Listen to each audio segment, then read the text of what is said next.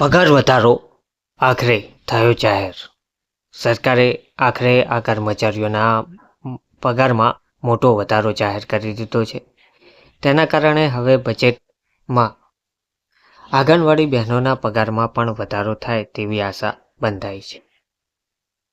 લાંબા સમય પછી પગારમાં વધારો જાહેર કરવામાં આવ્યો છે.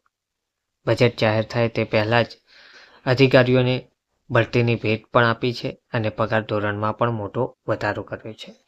જેના કારણે હવે આંગણવાડી બહેનોએ પણ આવેદનપત્રો અને આંદોલનો શરૂ કરી દીધા છે અને આંદોલનની સાથે સાથે આવેદનપત્રો પણ આપવામાં આવ્યા છે. જેના કારણે બજેટમાં હવે તેમના માનદ વેતનમાં વધારો થાય તેવી આશા બંધાઈ તેમને પણ જોવા મળી રહી છે.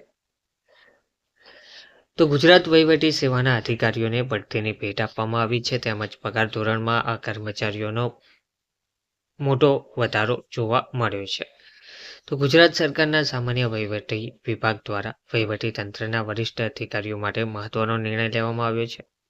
ગુજરાત વહીવટી સેવા GASના સિનિયર સ્કેલના અધિકારીઓને હવે પસંદગી સ્કેલ સિલેક્શન સ્કેલમાં બઢતી આપવામાં આવી છે. આ બઢતી સાથે અધિકારીઓના પગાર ધોરણ અને જવાબદારીઓમાં પણ ફેરફાર જોવા મળી રહ્યો છે.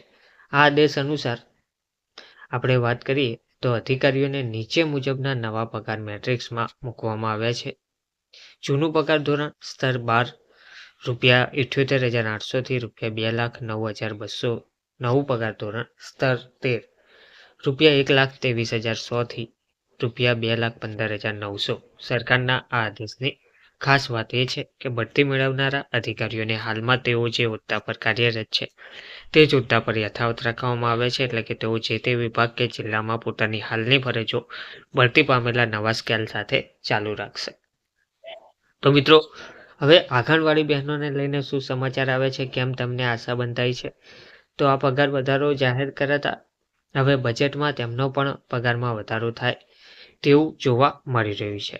નમસ્કાર મિત્રો, સ્વાગત છે તમારું અમારી યુટ્યુબ ચેનલ.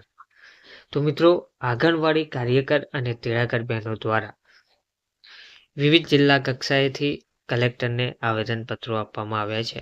જેમાં કપડવંજ તાલુકાના તમામ આંગણવાડી કાર્યકર અને તેડાગર બહેનો દ્વારા આંગણવાડી કર્મચારીઓનો પગાર વધારો કરવો, કાયમીકરણ કરવા અને મોબાઈલ ઉપર આવતી ઓનલાઈન વધારાની જે કામગીરીઓ છે તેના વિરોધમાં ICDS વિભાગના અધિકારી, કપડવંજ શહેરના TDO, નાયબ મામલતદારને આવેદનપત્ર આપવામાં આવ્યું છે. હવે આ જે પગાર વધારો છે તે 2022થી સરકાર દ્વારા નિવેદન આપવામાં આવેલું છે કે આ અમારો પગાર વધારશે, પરંતુ આજ દિન સુધી એક પણ રૂપિયા વધારવામાં આવ્યો નથી અને વારંવાર વધારાની નવી અપડેટ સાથે નવી એપ્લિકેશન આવે છે જે ખરેખર માથાના દુખાવા સમાન બની ગઈ છે.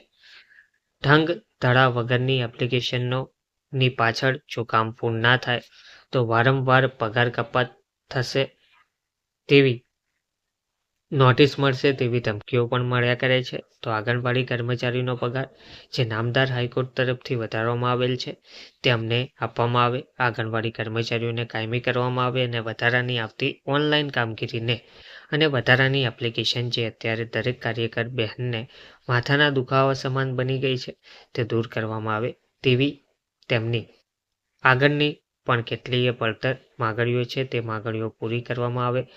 નહીં આવે, જો આ માગણીઓ પૂરી કરવામાં નહીં આવે તો આંગણવાડી કર્મચારીને મજબૂરીથી હડતાલ પર ઉતરવું પડશે તેવી ચીમકી પણ આપી છે.